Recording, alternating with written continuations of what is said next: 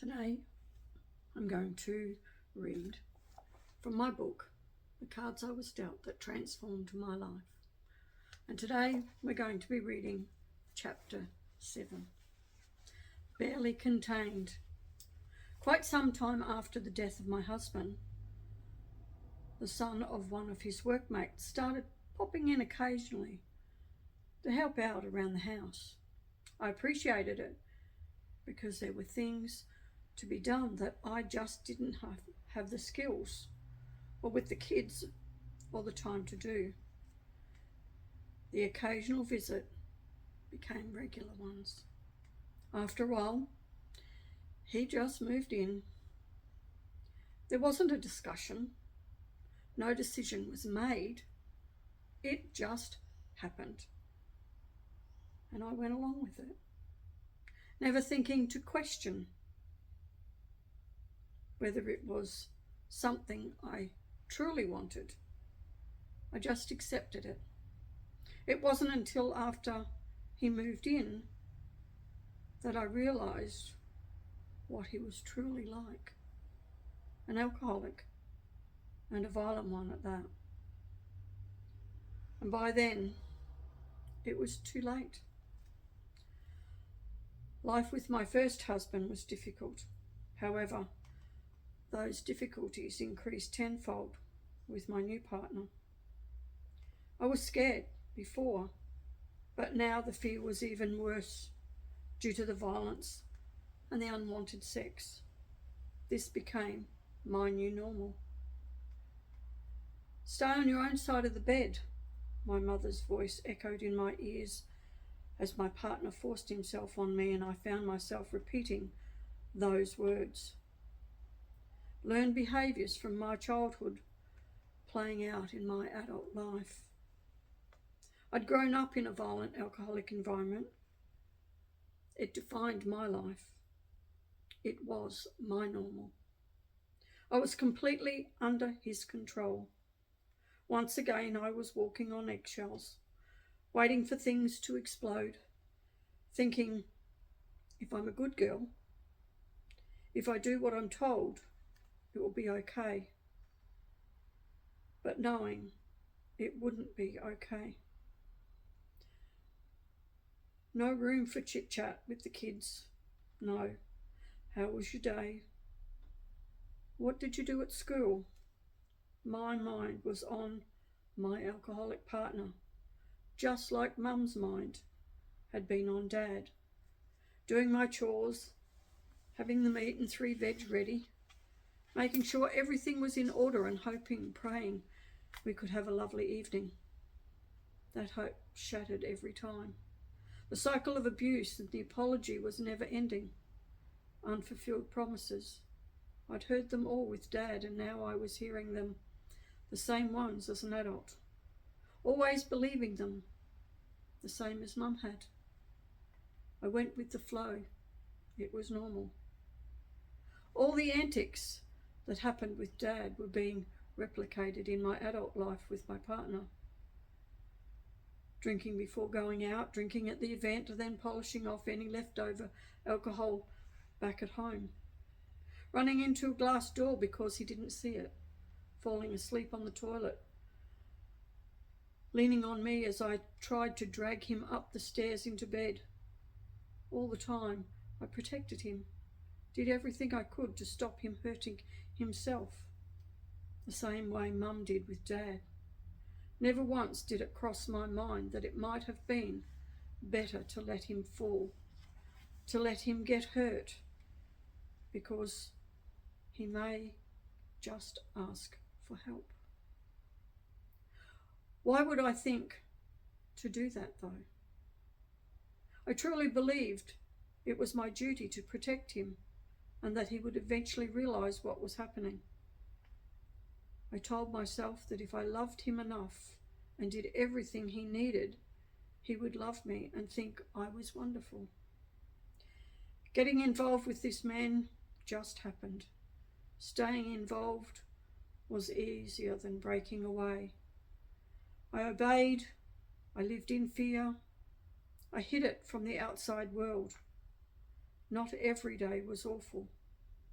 While he was sober, he was lovely. When he picked up a drink, however, he became very nasty, angry, and violent. I was frightened and I couldn't see a way out. If he said, "Jump," I would jump. I owned my own home. I had money in the bank, but I had no control over that either. "Let's put it in a pool," he said. I went along with it. "My parents want to buy a boat to run a fishing business," he said. I gave them the money. I even bought my own engagement ring. How pathetic is that? I handed over money time and time again. Why couldn't I say no? The fights became worse as time went on. We all lived in fear, me and my children, but I couldn't see any way out. His jealousy was a huge trigger. He was jealous of the relationship I had with my children. He was jealous of my dead husband. If we went to the cemetery, I'd have to wait in the car while he took the children to see where their father was buried. He made the children call him Dad. He was jealous of other men. He accused me of sleeping with his stepfather. If I looked at another man, he'd shout at me that I was having an affair. The accusations, if I was so much as said hello to someone, particularly a male, escalated. "You like him more than me, don't you?" he'd yell. "No," I'd say, "I love you." It's the only thing I could say, but it made no difference. My interpretation of love was skewed anyway. I was always trying to stay one step ahead. I didn't want to upset him, but then he'd start an argument, giving himself justification to go to the pub and get drunk. I'd try and pretend I was asleep when I heard him come back, but sometimes that didn't work. If he wanted sex, he would just force himself on me and have what he wanted. I had to just lay there and pretend I wanted it too. Today, I would say that was rape.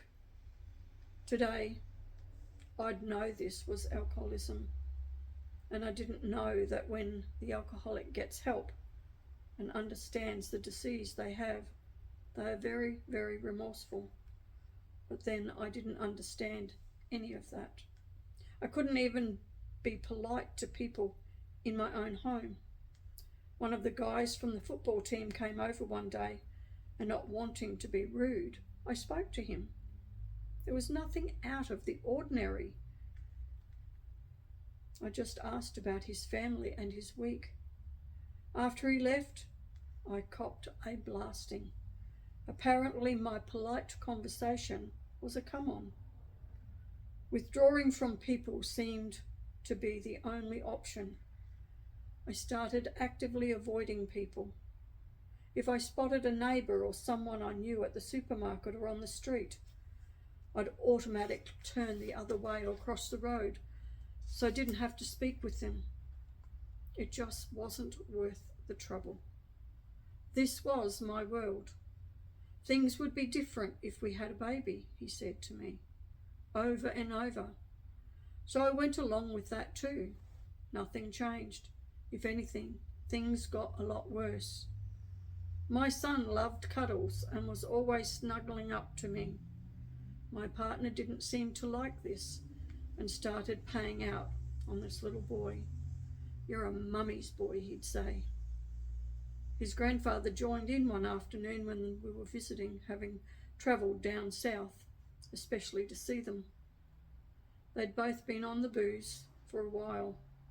"Suck up," they sneered. "Mummy's boy." After that visit, we went camping, a holiday. There was, of course, plenty of booze in the other cooler. A nitpicking and teasing started up again, but this time our son ran away. "I can't find him," I cried, terrified. I searched and searched for hours, nothing. Finally, he came back on his own. My partner just sat by the fire drinking. He said nothing while I explained to my son how scared I was and how someone could have grabbed him. My son was wounded emotionally by his father. With all the mean comments, they never had a close relationship. My son just listened and didn't say much. We all felt it was safer to just go to bed and hope things would improve in the morning. Of course, everything just got buried and was never spoken about. Eventually, my son stopped coming near me. There were no more cuddles. Our relationship disintegrated, broken by his own father's jealousy. Can you imagine a little boy living in fear of his father paying out on him again and again if he just got close to his mother? Yet even this wasn't enough for me to leave the situation.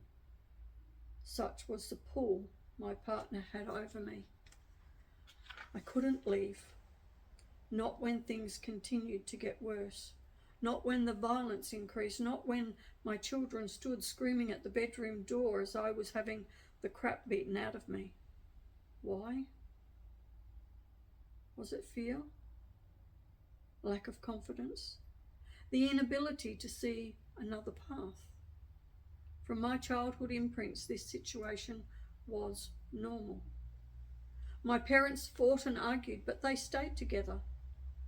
I thought that was what love looked like. How was I meant to play out? How wrong can a person be? At one point, I went to his mother and showed her the bruising. That's how desperate I was. Her response? He's my son and I love him. What I didn't know at the time was that she also lived with the same sort of violence. It's a generational problem and deeply rooted. She did eventually decide to leave her husband, and that very day he had a work accident and died. I wonder if she actually would have left. The control these people have over people like me is incomprehensible to others who have not experienced these types of fears. It's not that easy to break away from it. My mother tried to help. She tried to tell me early on that he was an alcoholic. She'd recognized the signs because she had sought help for herself, but I hadn't seen them. My understanding of an alcoholic was someone laying in the gutter or sleeping it off in the park bench. What I didn't understand was that an alcoholic can hold down a job, have a family. They can be outside angels, but inside devils. I had no idea I was protecting him and enabling him to do things he did. I did actually end it once. It wasn't long before he was back, full of apologies and promises it would never happen again. I wanted to believe him. I didn't want to be on my own. What was wrong with me? Nothing. I was caught in a cycle. I was on autopilot. People around me saw my behaviour well before they saw his. If they saw his, I was seen as the crazy, screaming woman. It was only the way I knew how to be heard, though it didn't really have the effect I needed it to have. Finally, after years of fighting, I realised I was tired. I stopped fighting back. When I reflect back on that time in my life, it was fear that stopped me. It paralysed me. I didn't know a way out. And I know many people say, well, why didn't you leave? What I recognise now is this generational cycle keeps you stuck in the only thing that you know. Would I have done things differently if I had somebody in my life that could have shown me a different way? Maybe. I don't know. All I know now is those wounds ran deep, and they have to be healed. I buried them and buried them and buried them. But they don't go away. You have to deal with them. I'm not that person I was many, many, many years ago. I have respect for myself today. And I don't allow people, whether they're close to me, family, friends, business associate, I don't allow people to take advantage of me, abuse me, treat me with disrespect. I can choose today. And that's a power that I never had before. And I don't have to justify it.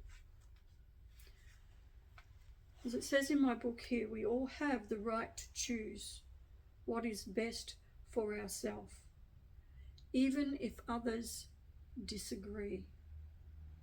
Sometimes it is easier to stay, to leave things as they are. But we all deserve better. And today, I deserve a lot better.